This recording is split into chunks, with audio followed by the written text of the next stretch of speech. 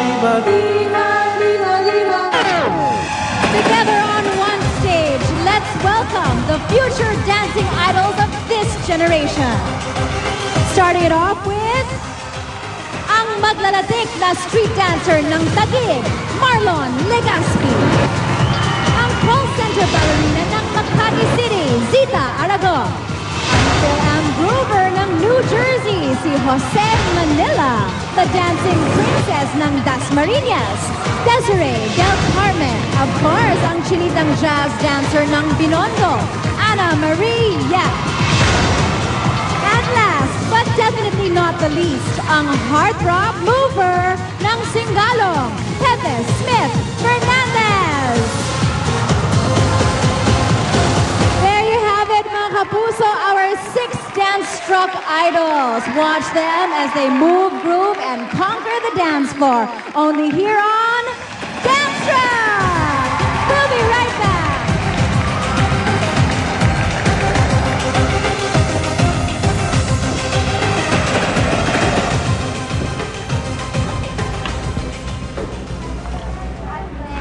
Smith! Grabe, bilib na talaga ako sa'yo. Grabe mga tingin ng fans mo, tsaka ang paborito ko ng mga tao. Talaga? Alam mo, hindi ko nga masyado napansin yun kasi kinakabahan ako kanina. Naku no, grabe nga, kinikilig sa'yo yung mga babae. Malikod ka nga. Di ba, Ale, huwag kang mag-alala. Mas lalo kong pag-uusayan to para sa'yo. Oo naman. Grabe, grabe yung pawis mo. Ay, standby tayo ha, malapit na tayo.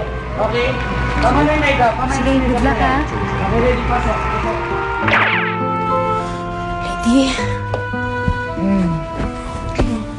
Sino ka?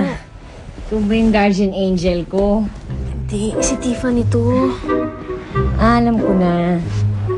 Ikaw yung fairy godmother ko.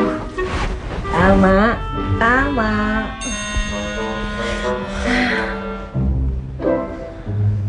Alam mo, natatandaan mo ba nung bata ako? Yung parati kong kinukwento sa'yo, di ba, na yung wish ko, gusto ko sanang sumikat na artista para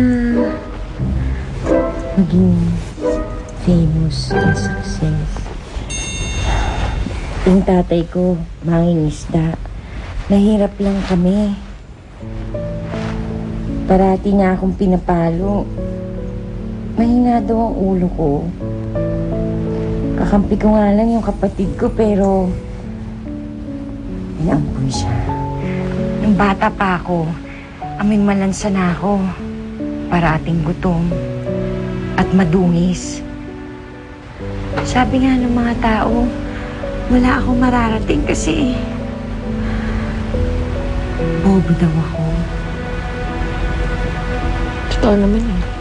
May sinasabi ka pa, fairy godmother. Wala. Hindi ako ang fairy godmother mo. Ako si Tiffany. Ano mo, Tita Fairy?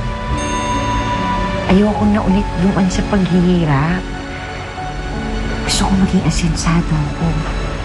Kailangan beauties and brains.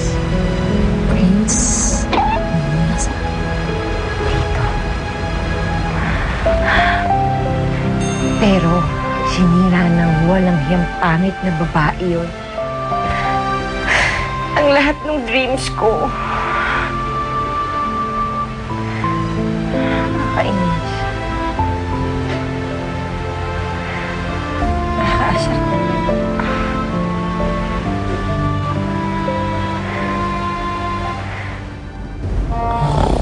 Akala mo kung sino kung mabait kapag tulog ka. Sana tulog ka na lang.